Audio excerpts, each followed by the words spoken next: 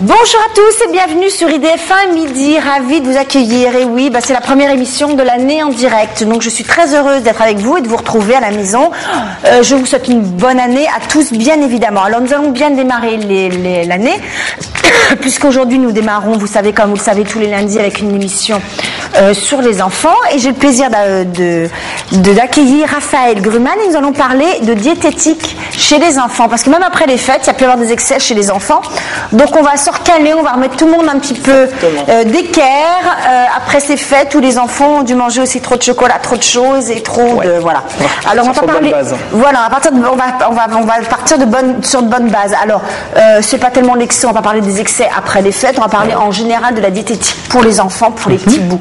Alors justement cette diététique, une alimentation équilibrée pour un enfant, elle commence à partir de quel âge?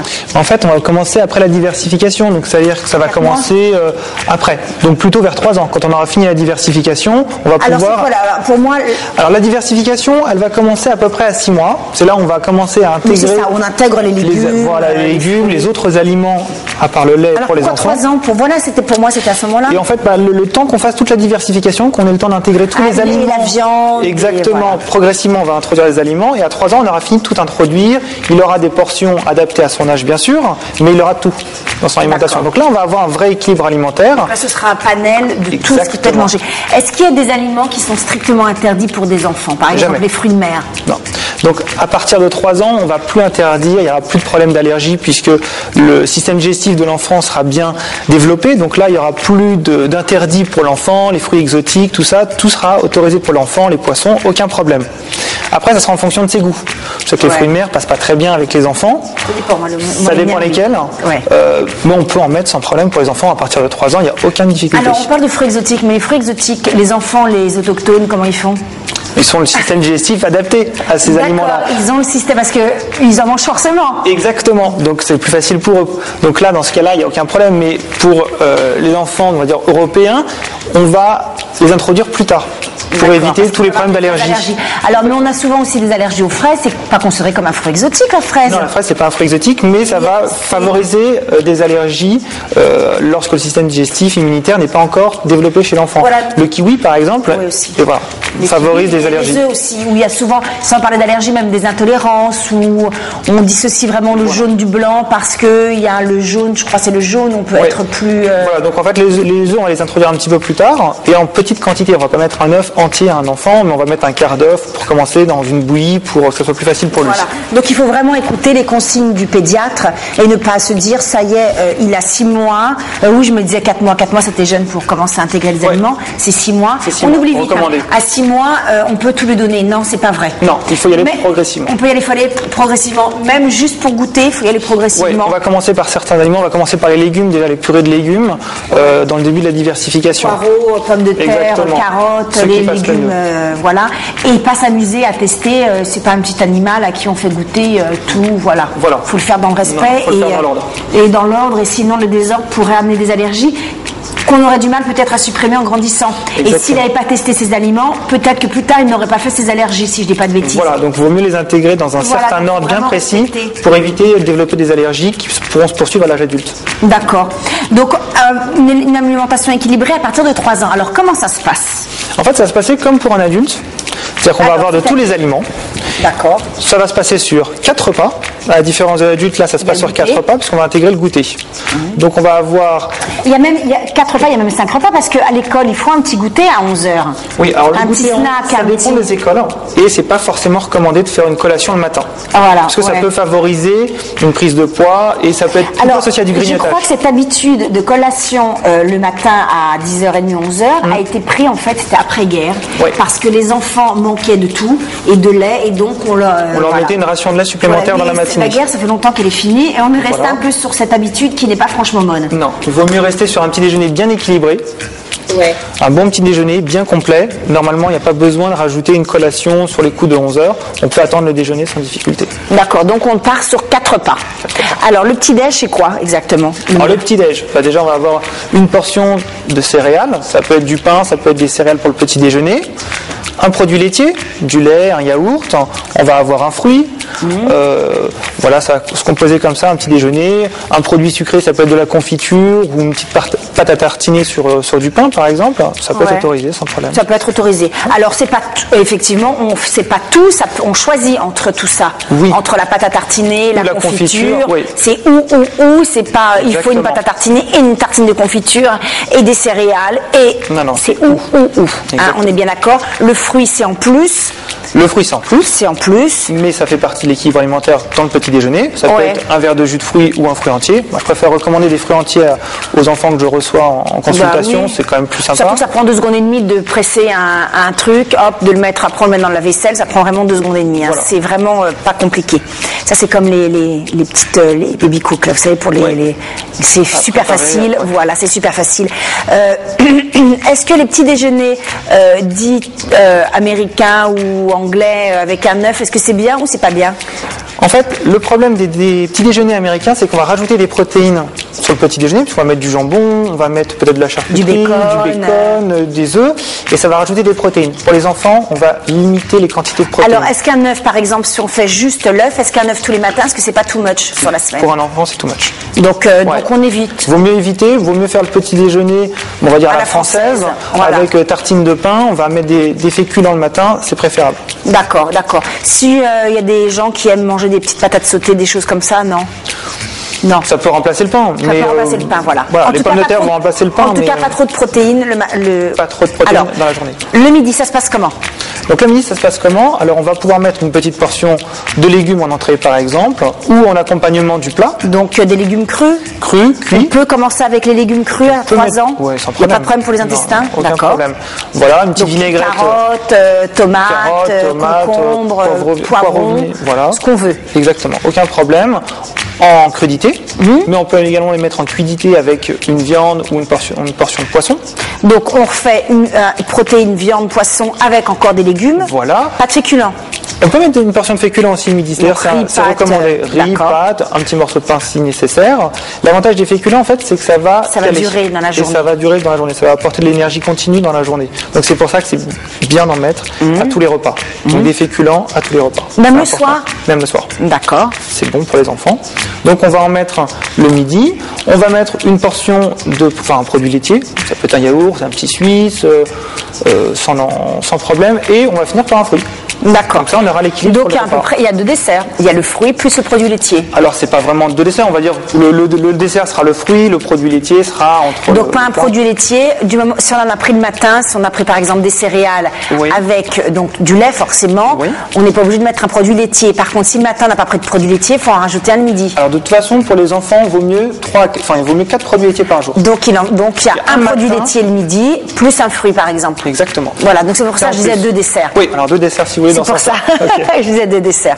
Voilà, donc il y a un apport de produits laitiers à chaque repas, on est bien d'accord. Le petit snack. Oui. Une fois que vous avez bu votre petite. Excusez-moi. Alors le petit snack. Alors c'est simple, il y a plein de goûters qu'on peut faire de manière équilibrée. On peut faire un petit bout de pain.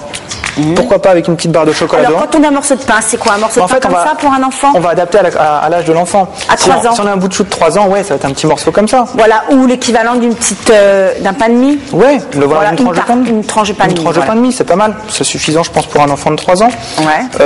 Une barre de chocolat dedans, par exemple, dans un petit morceau de pain. Alors vaut mieux ça qu'acheter de la viennoiserie chez le pâtissier boulanger, on est bien d'accord. Déjà, ça sera moins gras. Ça sera moins gras. Moins sucré, donc c'est préférable d'avoir ce type de goûter-là. Déjà, ça donne de bonnes habitudes alimentaires, d'avoir une portion de céréales, donc le pain ou une tranche de pain de mie, un petit peu de produits sucrés quand même, c'est les enfants, on se fait plaisir, il n'y a pas de souci, un produit laitier, un fruit. D'accord, toujours un produit laitier. Donc ça peut être un yaourt, les petits trucs qui se boivent comme ça, les yaourts liquides ou voilà la cuillère, un verre de lait. Ah, ça peut être un verre on peut rajouter, c'est pareil, je pense c'est mieux de prendre un verre de lait puis de rajouter du chocolat en poudre plutôt que d'acheter en brique déjà tout fait. C'est comme ça toujours on contrôle les quantités. On contrôle les quantités, puis peut-être la dose de sucre et de tout ce qu'il y a dedans. Il existe de toute façon maintenant des poudres de chocolat non sucrées. Voilà. Donc à ce moment-là, on va plutôt préférer celle-là, ça va éviter de rajouter du sucre. Il n'y a pas d'aspartame dedans. Non, sans aspartame. Voilà, le chocolat, cacao nature, sans sucre. Voilà, on est d'accord, pas d'aspartame pour les enfants. C'est pas recommandé. Hein? Enfin, après le petit snack, on prend un appel. On va prendre et on finira le dîner après. D'accord. Allez, bonjour. Bonjour. Bonjour, comment vous appelez-vous? Je m'appelle Lou. Bonjour Lou. Je vous écoute. Oui, en fait, c'est parce que j'ai un petit frère qui a 9 ans et qui refuse de déjeuner le matin. En fait, il n'a pas faim, donc il nous fait des crises et j'ai beau lui dire que c'est pas bon, mais il comprend pas. Et comment faire pour le faire déjeuner le matin et est-ce que c'est vraiment mauvais pour sa santé? Alors, il veut sauter le breakfast. Ouais, le petit-déj, c'est vrai que c'est pas bon de le sauter. Il vaut mieux prendre un petit déjeuner. Alors, il y a plusieurs façons déjà pour essayer d'introduire un petit déjeuner à un enfant qui n'en veut pas. C'est déjà essayer de le réveiller 5 minutes plus tôt pour qu'il commence à avoir faim. Donc, que le corps soit réveillé. Que le corps soit réveillé. Donc, à ce moment-là, vous lui faites prendre le bain, vous l'habillez, vous le préparez. Ça lui laisse le temps de se réveiller un petit peu plus et vous finissez par prendre le petit déjeuner avant de partir. Mais il faut quand même consacrer un petit peu de temps pour que le petit déjeuner soit agréable, que vous ayez le temps de prendre ce petit déjeuner-là. Est-ce que c'est une mauvaise habitude pour peut-être faire glisser l'histoire? C'est d'allumer la télé et le petit-déj, regarde ses dessins animés, c'est un moment détente, en même temps il Si déjeune. ça permet de prendre le petit déjeuner, pourquoi pas? Prendre une pause. Ouais. Un petit déjeuner, ça peut se faire en 15 minutes, ça peut être rapide, 10-15 minutes, on peut faire un petit déjeuner équilibré sans difficulté pour un enfant. Oui, parce que c'est vraiment le démarrage de la machine. On remet de l'essence le matin, on met du charbon dans la locomotive. C'est le matin, donc c'est important, c'est de l'énergie. Il ne peut pas partir sur ses bases de la veille ou la dormir. Le jeûne va être trop long entre le dîner qu'il aura pris, je sais pas, vers 7h30 par exemple, jusqu'au déjeuner le lendemain midi. Vous imaginez le temps qui s'est écoulé, c'est beaucoup trop important pour lui. Donc vaut mieux. Lui, il risque d'avoir des coups de pompe à l'école. Exactement. Il risque de s'endormir. Et puis s'il est à la maison, à 10h ou 11h, il va commencer à piquer des biscuits et il aura plus faim pour le déjeuner. Il y aura le grignotage pendant la récréation, quelque chose comme ça dans la matinée. Donc vaut mieux faire un petit déjeuner pour éviter tous ces petits pièges dans la matinée le lendemain. Voilà. D'accord. Et puis peut-être vraiment lui faire plaisir, peut-être intégrer quelque chose au début qu'il aime vraiment et qui le font vraiment lever et qui lui font vraiment plaisir. Ça peut être une astuce aussi. Oui, même si ce sont des céréales qui sont un petit peu sucrées, des céréales au chocolat par exemple. Oui, celles qui sont fourrées par exemple. Les enfants si ça permet déjà d'avoir quelque chose, vaut mieux ça que rien du tout. Voilà, la tirer avec ça. On n'attire pas les mouches avec du vinaigre. Non, mais je prends en note de tous vos conseils en tout cas. Et bien, en tout cas, vous souhaite une bonne journée. Et petit-déj obligatoire le matin. Voilà. Merci beaucoup en tout cas pour Au revoir. Au revoir. Au revoir. Alors, donc on était resté au goûter. Oui. Voilà, donc on est bien d'accord, pas de boulangerie, plutôt fait à la maison, ce qui est agréable aussi. C'est bien de faire aussi, c'est un plaisir de faire pour les enfants. Oui, comme ça on peut changer les goûters aussi. On peut changer les goûters. Alors, est-ce que par exemple, ils font maintenant des pâtes à tartiner? Il n'y a pas que cette pâte très connue au chocolat, il y a aussi des pâtes. Le beurre de cacahuète, ça c'est autorisé ou c'est avec... C'est un produit qui est très gras. Voilà, pas tous les jours de la semaine, ça peut être une chose... Ça peut être déjà en quantité limitée. Voilà. On va pas mettre une couche épaisse comme ça sur la tartine. Quand les gens utilisent le beurre de cacahuète, ils rajoutent de la confiture dessus. Oui, alors faut peut-être pas pousser non plus. Parce que c'est comme ça que ça se mange le beurre de cacahuète. C'est comme si vous mettiez donc la pâte à tartiner au chocolat plus de la confiture dessus. Ouais, un peu. C'est un peu ça. Et puis il y a aussi les pâtes à tartiner à base de spéculoos, vous savez. Donc il y a plein de pâtes, donc faut varier quoi. Faut varier, il faut que ça reste exceptionnel. Exactement, faut que ce soit un aliment plaisir. Et puis peut-être contrôler la dose aussi. Exactement, l'épaisseur, bien tartiner, éviter d'en mettre 3 couches. Voilà, on ne met pas 1,5 cm dessus, on met juste une petite. Voilà. En tout cas, l'avantage c'est qu'on peut varier les plaisirs et on évite de faire le stop à la boulangerie. Ça coûte moins cher de le faire à la maison et c'est meilleur. Exactement. Voilà, et puis le fruit avec et le verre de lait. Compote, si c'est la compote passe. Oui, il y a des petites compotes comme ça qu'on peut prendre au jardin, au parc. De gourde. Tout à fait. Alors, le dîner. Le dîner. Alors, dîner vers quelle heure déjà? On pense que les enfants à 3 ans se couchent vers 8h. Oui, on peut le faire vers 7h à ce moment-là. Voilà, c'est ça. Laisser un petit temps quand même après le dîner pour digérer, pour pas avoir le ventre vraiment complètement plein au moment du coucher, c'est préférable. Ensuite, le dîner. Alors c'est simple, ça va être des légumes et des féculents. Et on ne va pas rajouter de protéines. si on a déjà eu le midi. Pas D'accord. 2 fois dans la journée. Une seule portion par jour. D'accord. Et toujours le laitage et le fruit. Donc, légumes et féculents. Donc, légumes verts et féculents, riz, pâtes, pommes de terre, ce qu'on veut, lentilles et tout ça. Exactement. Et donc, légumes, ça peut être une soupe de légumes en entrée. On peut faire une soupe de légumes, si les enfants aiment ça, il n'y a aucun problème. Voilà. Ça, c'est pareil. Est-ce que c'est pas une habitude à donner très petit pour qu'ils, justement, pour qu'ils apprécient? Alors, ça permet d'ajouter des légumes au plat. Enfin, au menu, en fait. Parce que les enfants, quand ils ont l'habitude, aiment les soupes. Oui. C'est qu'une question d'habitude, en fait, tout ça. Moi, les soupes, ça pose aucun problème dans l'alimentation d'un enfant. Après, on va essayer de leur mettre quand même des aliments entiers. C'est quand même préférable. Pour mâcher. Pour avoir une satiété un petit peu plus grande. Mais le soir, une soupe, oui, ça peut être pas mal. En cette saison, c'est pas mal. C'est pas mal, l'hiver. Et est-ce que le lait doit être pris sous forme de dessert, c'est-à-dire laitage, ou est-ce qu'à 3 ans, il y a des petits qui aiment bien, encore dans leur lit, être avec le bib? Est-ce que ça, c'est mauvais? Bib, c'est pas mauvais en soi, c'est pas mauvais. Non, mais on s'est lavé les dents, alors ça veut dire qu'on prend du lait sans s'être... Vous voyez ce que je veux dire? Ouais. Si c'est dans le lit. Ouais, bon, d'un point de vue hygiène alimentaire, ça pose pas de souci de prendre le lait au biberon. Après, pour les dents, je sais pas. Mais bon, c'est vrai que si ça peut être un laitage entier aussi, c'est pas mal. Hein, faire un yaourt le soir, pourquoi pas, ou un petit suisse. Ou si le petit veut pas, en tout cas, il peut le prendre avec son bib avant de faire dodo. Voilà. Donc ça, c'est un repas nickel. Donc grâce à ça, on a quoi? On a de l'énergie. On a de l'énergie, on a pas des vitamines, on évite l'obésité, on évite des carences alimentaires. On évite les coups de pompe. On évite les coups de pompe, on évite le grignotage. On évite les grignotages, c'est bénéfique pour la concentration, bien évidemment. À 3 ans, c'est la maternelle, mais voilà, c'est le début de l'apprentissage. Le développement de l'enfant, sa croissance, voilà. C'est important. Au niveau du temps, tout ça, ça prend combien de temps? Allez, ça prend 1 heure entre de temps de préparation entre le matin, le midi. Non, souvent ils sont à la cantine, mais même s'ils rentrent, mettons, c'est quoi? C'est 1 heure de temps, basta? Pour au déjeuner? Non, le matin, le midi pour préparer le goûter. C'est pas si long que ça. Pour préparer un petit déjeuner, ça prend 5 minutes. Voilà.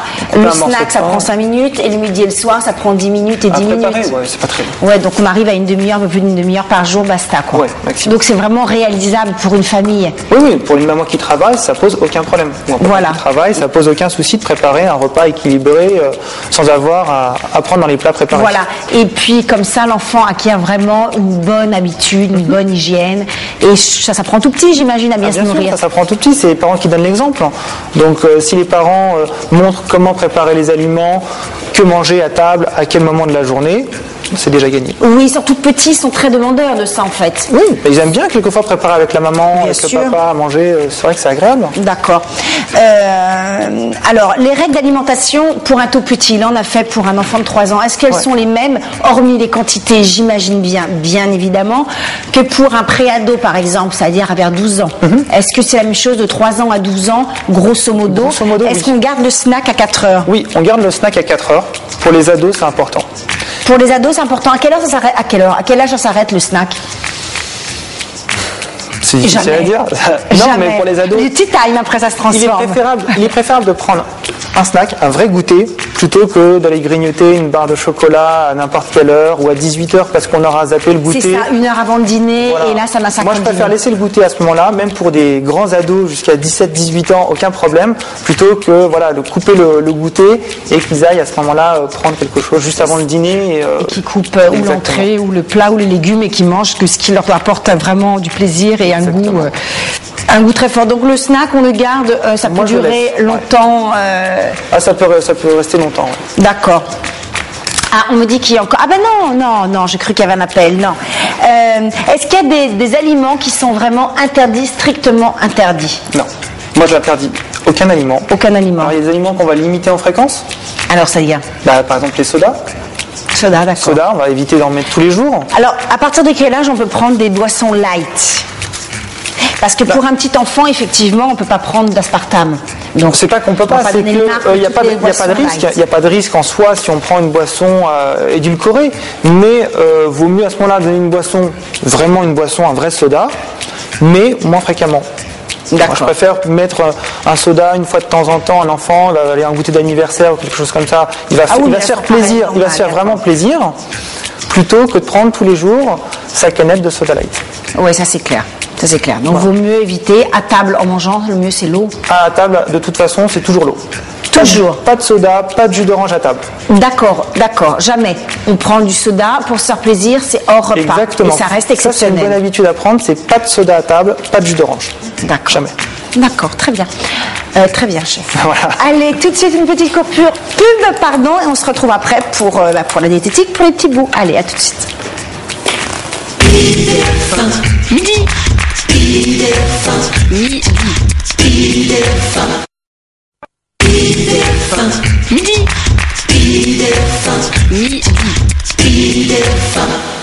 Et oui, vous êtes toujours sur IDF1 midi. On est ravis de vous retrouver après cette coupure des vacances.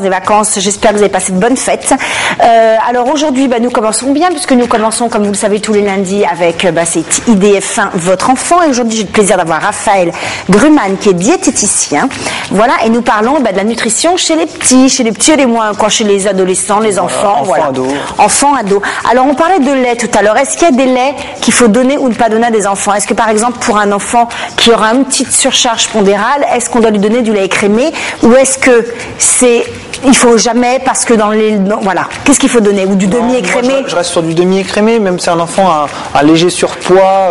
Demi-écrémé. Demi-écrémé, c'est largement suffisant. Pas de lait entier? On va éviter le lait entier quand même. Pourquoi? Déjà tout simplement pour des problèmes de digigestion, c'est plus difficile à digérer un lait entier. Voilà, on le sait. Et puis si on peut éliminer une partie des matières grasses, autant le faire. Voilà.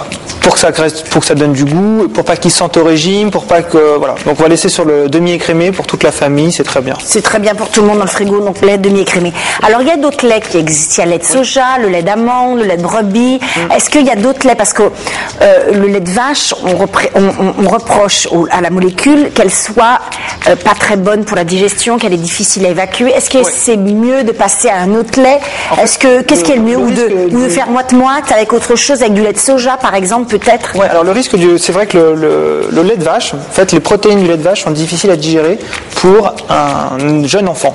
Donc déjà pour les très jeunes, on va plutôt être sur des laits premier âge, deuxième âge, lait de suite, où il y aura moins de protéines de lait de vache. Mais en fait c'est la source première, c'est du lait de vache. C'est du lait de vache quand même, d'accord. Mais on va enlever une partie des protéines pour faciliter la digestion. D'accord. Après, on peut mélanger avec du lait de vache moitié-moitié.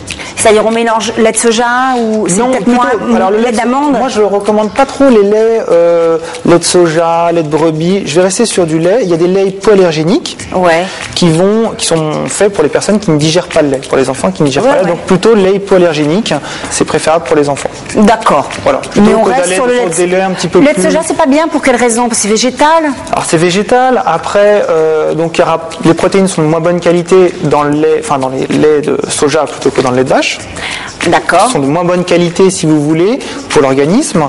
Et donc moi je préfère toujours le lait de vache à la base et lait hypoallergénique quand c'est vraiment nécessaire. D'accord. Ou alors si l'enfant boit beaucoup de lait peut-être pour lui éviter. Non, parce qu'il y a des enfants qui boivent énormément de lait. Oui, sur les tout petits. Alors sur les tout petits, il y en a qui boivent beaucoup de lait effectivement, mais petit à petit déjà on va le diversifier. Donc on va rajouter d'autres aliments par rapport au lait. On va rééquilibrer un petit peu les apports. On va éliminer un petit peu de lait pour favoriser d'autres aliments, l'entrée d'autres aliments à partir de 3 ans. On est bien d'accord. Oui. Allez, tout de suite, on prend un appel. Bonjour. Bonjour. Bonjour, comment vous appelez-vous? Héloïse. Eh bien, bonjour Héloïse, on vous écoute. Donc en fait, moi j'ai une petite nièce qui a 4 ans et qui est très très difficile.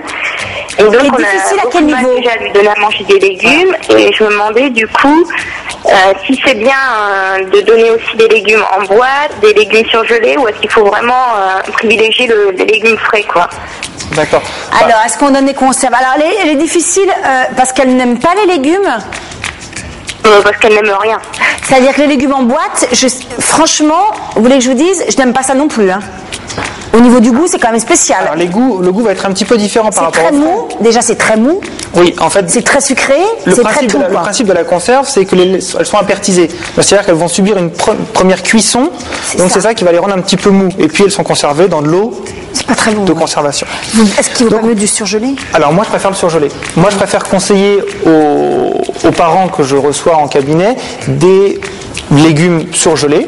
qui vont garder toute leur fraîcheur, toute leur vitamine, puis le croquant du légume aussi, c'est important. Le goût, l'aspect, il va être un petit peu plus coloré, ça va être quand même plus agréable, notamment sur des haricots verts par exemple. Ou alors du frais. Bon, le frais, il faut avoir le temps effectivement de préparer les légumes, d'en avoir, de faire les courses. Autant avoir un petit sachet de surgelé, en tout cas, oui, c'est pratique. Oui. Moi, je préfère le surgelé plutôt que les conserves. Parce que conserve, ça n'a pas bon goût. Ou alors, il faut vraiment avoir l'habitude.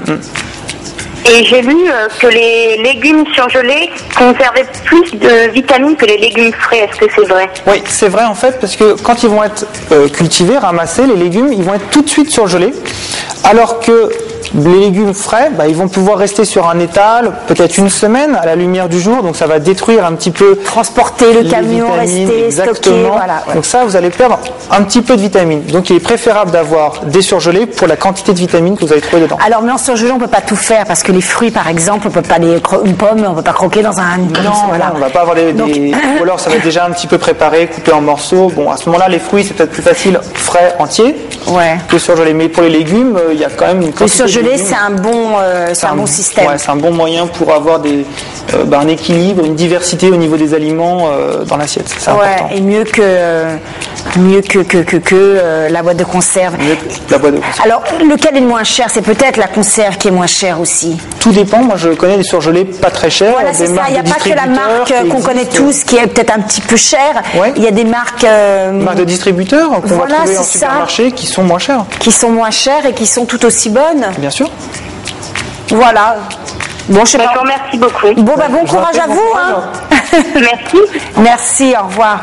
Et oui, ça ne doit pas être évident, c'est un peu paniquant peut-être pour les parents quand les parents sont perdus ou peut-être est-ce que les parents n'imposent pas à leurs enfants leur rythme alimentaire à des petits. On n'a peut-être pas le même rythme alimentaire adultes et enfants. Oui, puis on a peut-être pris des mauvaises habitudes en tant qu'adultes et justement, est-ce que c'est pas l'occasion d'éviter de les faire prendre à ses enfants? Si, mais c'est pas toujours facile. C'est vrai que les enfants, à un certain âge, commencent à refuser certains aliments alors qu'ils les aimaient avant, ils vont commencer à les refuser. C'est-à-dire qu'avant, ils les prenaient parce qu'ils n'avaient peut-être pas le choix, puis qu'à un moment où ils peuvent s'exprimer. Voilà, c'est la façon aussi de s'exprimer, de se mettre un petit peu en opposition à leurs parents pour s'individualiser en fait. Ouais. Et donc c'est un moyen de s'exprimer en refusant certains aliments.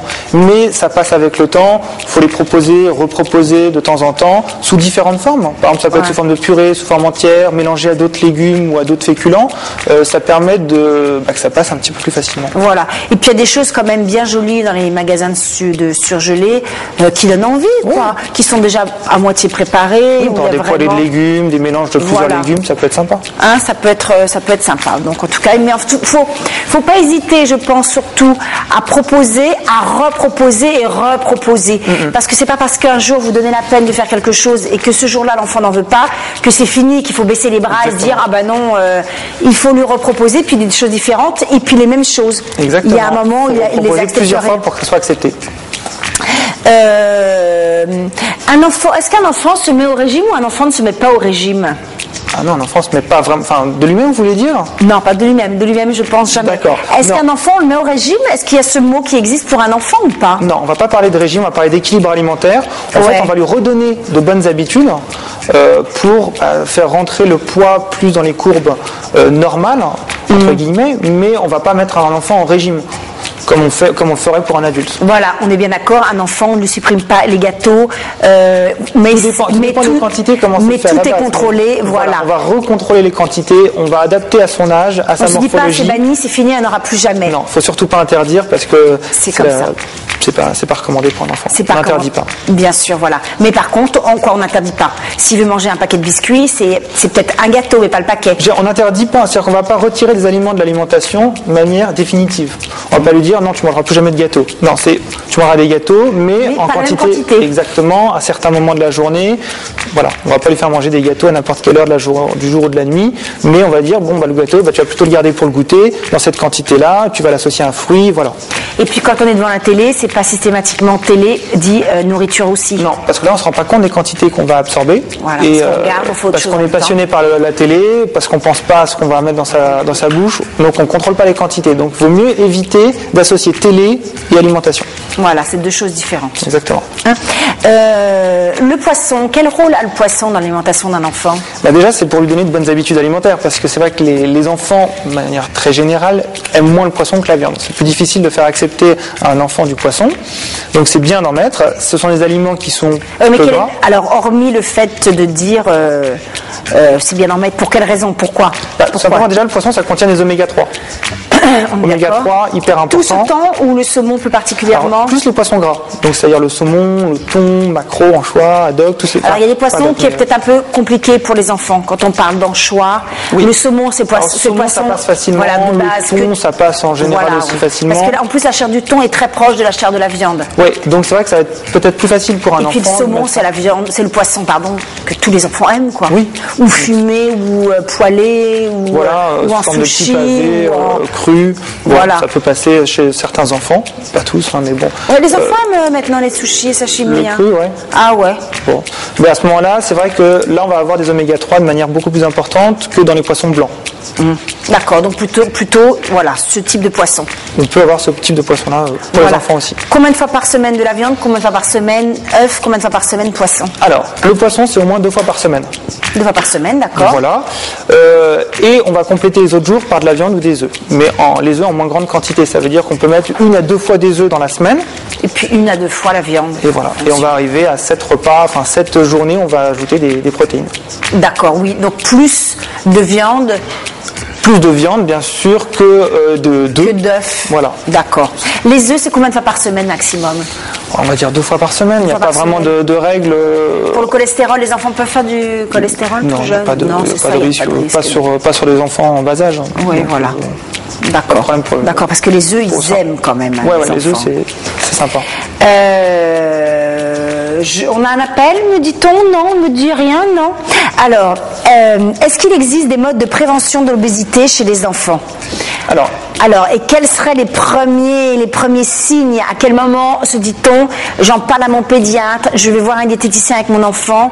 La première personne à aller voir, c'est qui? En fait, vous allez voir tout de suite sur les courbes de poids, parce qu'en fait, le pédiatre, quand il reçoit votre enfant en cabinet, en consultation, il va noter systématiquement la taille, le poids, et il va rentrer ça dans les courbes de poids. Et lorsque il va avoir une sortie de couloir, c'est-à-dire qu'il va avoir une prise de poids très, très importante par rapport à la taille. Un pic, exactement. Là, ça va indiquer le risque d'une obésité. Par exemple, si le rebond de l'adiposité est précoce, c'est-à-dire plutôt vers 3 ans que vers 6 ans, là, il va falloir s'inquiéter et surveiller. Plus c'est jeune, plus il y a des risques. Précoce, tôt, plus il y a des risques d'obésité. Plus il y a des risques d'obésité. Exactement. Normalement, ça a lieu vers 6 ans, on appelle le rebond d'adiposité. Et là, ça serait plus vers 3 ans. Là, il faudrait commencer à vraiment faire attention pour éviter que Alors, ça veut dire que cet enfant va être obligé de faire attention à vie ou le problème peut être réglé? Non, le problème peut se régler dans son enfance. Il suffit de contrôler bien son alimentation, s'assurer qu'il fait bien du sport.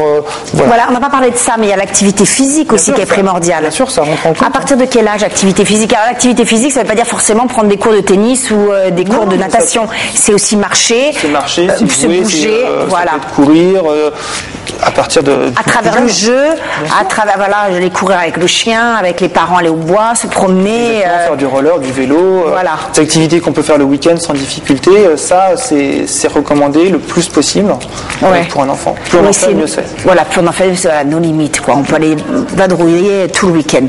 Allez, on va prendre un appel. Bonjour. Bonjour. Bonjour, comment vous appelez-vous? Mathieu. Bonjour Mathieu, on vous écoute.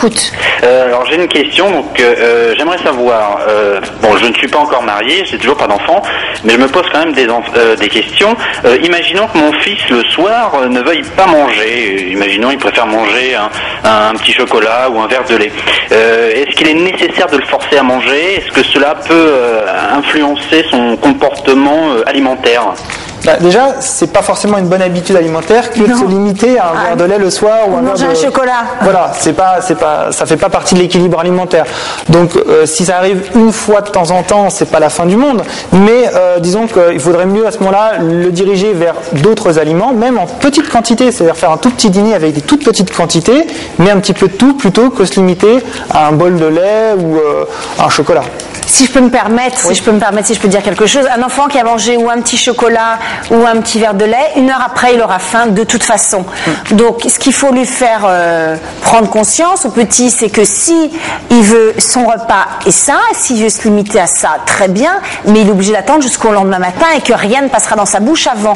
Donc, je pense qu'il va vous le faire 1 fois, 2 fois, mais il ne vous fera pas plus, parce que quand il aura compris qu'il n'y a rien qui va venir derrière, et parce que là, il veut pas de ce poisson, de ce légume, de ce fruit, de ces pâtes ou de je sais pas quoi, il va se dire, ah d'accord, il n'y a rien après, il faut que j'attende jusqu'à demain matin, et là il va comprendre que qu'il faut vraiment qu'il mange, et voilà, donc il faut peut-être qu'il fasse son expérience par lui-même, effectivement. Ouais, mais par contre, là, il faut être intransigeant, quoi. Ouais. Surtout, il faut pas craquer derrière. Il ne faut pas lui dire, bon, d'accord, prends un biscuit derrière. Voilà.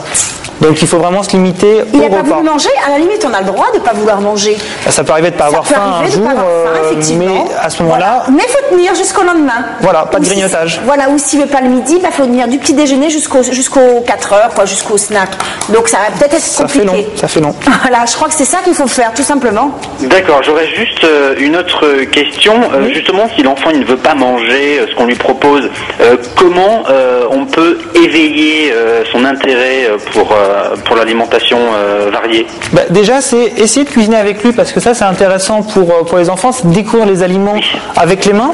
Préparer les aliments, c'est toujours sympa. Même aller chez le marché, et aller, chez le primeur. Aller faire le marché avec ses enfants, c'est toujours sympa. Il va voir les légumes, les fruits, la viande, le poisson. Il va choisir son fruit ou son légume qu'il va manger. Voilà, après. Il va le choisir, il va le préparer à sa façon. Et vous inquiétez pas, une fois qu'il aura préparé son propre déjeuner ou son propre dîner, il aura envie de tester pour voir si c'est bon. Donc c'est vrai que c'est là que ça va être intéressant, et ça va faciliter l'acceptation du plat ou du menu. Oui, c'est un jeu, ça doit être ludique. Si je comprends bien, il est préférable de sortir avec lui au marché plutôt que d'aller au McDo. Ouais, c'est un bon résumé en fait. Bon, ouais. C'est un bon résumé, oui, un petit peu, ouais.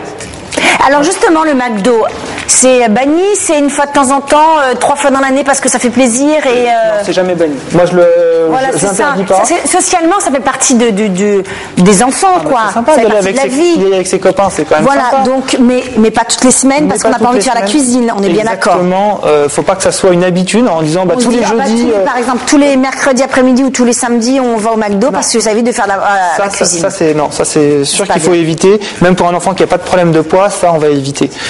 Non, il faut que ça soit lié à vraiment une festivité. Exactement, il faut que ça soit pour du plaisir, uniquement pour du plaisir. À ce moment-là, il ne va pas forcément choisir la salade qu'on va proposer dans le fast-food, mais le hamburger. Mais si c'est une fois de temps en temps, c'est pas grave, avec les frites, et puis le coca, et puis c'est fait. Voilà. Donc vous pouvez quand même aller au McDo, vous voyez. D'accord, oui, mais de toute façon, c'est ce qu'on fait. On y va de temps en temps pour les faire plaisir, mais pas trop régulièrement quand même. Voilà, ça reste occasionnel. Merci beaucoup pour tous ces conseils. Bonne journée à vous. Merci. Au revoir. Et oui, parce qu'il y a quand même la nourriture, il y a quand même l'aspect plaisir, l'aspect festif. Ça, il faut le garder pour l'enfant. Voilà. Pour les adultes aussi, qu'on ne peut pas retirer, c'est quand même ça reste un plaisir. Mais à travers une nourriture saine, on peut avoir du plaisir. C'est aussi ce qu'il faut leur dire. Qui dit légumes ne veut pas dire tristesse et repas dégoûtant. Non, ça peut être légumes super sympatoches, c'est bien, on peut faire des quiches, on peut faire des tourtes, il y a plein de choses à faire. C'est pas que triste, un peu de légumes avec une viande bouillie. Pas des légumes à la vapeur. Ça, ou là, je comprends la tristesse des enfants. On m'a dit un autre appel, je ne sais pas, je ne suis pas au... Non, tout va bien. Donc on parlait d'obésité. Oui. Donc, très vite, dès qu'il y a un pic, on le voit sur la courbe de croissance. Donc, le pédiatre, spontanément, va alerte les parents. Peut-être conseiller d'aller voir un nutritionniste, un diététicien pour surveiller l'alimentation, recadrer si c'est nécessaire. Peut-être que c'est pas nécessaire, pour vérifier justement que l'enfant consomme bien les aliments en point. Faire un point avec les parents. Voilà, faire un bilan. L'enfant est présent, j'imagine. Oui, toujours présent. D'accord, donc il n'y a pas de cachotterie, on lui dit qu'il y a un souci, voilà. D'ailleurs, on s'adresse à lui quand on va lui expliquer ce qu'il doit manger, ce qu'il ne doit pas manger, les fréquences, voilà, c'est important qu'il soit présent pour bien comprendre pourquoi, et on va s'intéresser à lui, on va lui expliquer directement les consignes. Les parents seront là pour écouter, bien sûr, mais... Ouais, qu'est-ce qui est le mieux le midi, de rentrer à la maison ou la cantine? Ça dépend, tout le monde ne peut pas rentrer à la maison, là c'est compliqué, voilà, c'est ça. Ça dépend si les parents travaillent, ils ne peuvent pas forcément préparer le déjeuner de leurs enfants. C'est ça, c'est compliqué. La cantine, on peut manger de manière équilibrée. Je crois qu'aujourd'hui les cantines sont convenables, plus que convenables. Parce que là malheureusement on ne peut pas être là le midi, tout le monde ne peut pas être là le midi. Mais à la cantine on va faire des repas équilibrés sans difficulté. Très bien. Pour cuisiner, qu'est-ce qu'il faut utiliser? De l'huile, du beurre, de la margarine? Aucun problème pour les huiles. Le beurre, on évite? Le beurre, ça peut être aussi pour donner un petit peu de goût à un plat. On va pas le faire cuire. Faut pas le faire cuire. Du beurre cru, voilà. Beurre cru. Donc ça peut être des mouillettes pour l'œuf dur, ça peut être des petites mouillettes pour manger avec les radis. Voilà. On va le laisser sur du pain, le tartiner sur du pain, ou alors le faire fondre sur des pâtes, par exemple, pour mettre une petite lichette de beurre. Pas cuit. Cru. C'est important. On cuit jamais le beurre. Les huiles, par contre, on peut les cuire. Ça peut huile d'olive, huile de colza, huile de tournesol, toutes les huiles. L'important, c'est de les varier. Parce qu'en fait, on ne va pas avoir les mêmes acides gras dans les huiles. Donc on les varie. Huile de colza, les huiles qui ont du goût, c'est plus compliqué pour les enfants. Donc en tout cas, vaut mieux les consommer peut-être cuites. Elles ont moins de goût que crues. Ça dépend des huiles. Il y en a le goût va se révéler à la cuisson. Donc à ce moment-là, il va préférer, on va cuisiner plutôt avec de l'huile d'olive où le goût sera pas forcément trop fort pour l'enfant. Voilà, c'est ça. On peut assaisonner avec de l'huile de noix. Ça peut être sympa dans une vinaigrette, par exemple. D'accord, très bien. On va finir avec les huiles parce qu'il y a d'autres émissions qui s'enchaînent sur IDF1. Ça y est, les directs reprennent. Merci à vous, merci Raphaël d'être venu jusqu'à nous pour parler d'alimentation pour les petits bouts. On vous souhaite une très bonne journée. Quant à moi, je vous dis à demain et à ce soir pour votre émission Vous avez du talent, bien évidemment. Je suis ravie de retrouver Jackie et les candidats, qu'on a laissés avant Noël. Très bonne journée à vous. On vous embrasse très fort. Bye bye. Midi.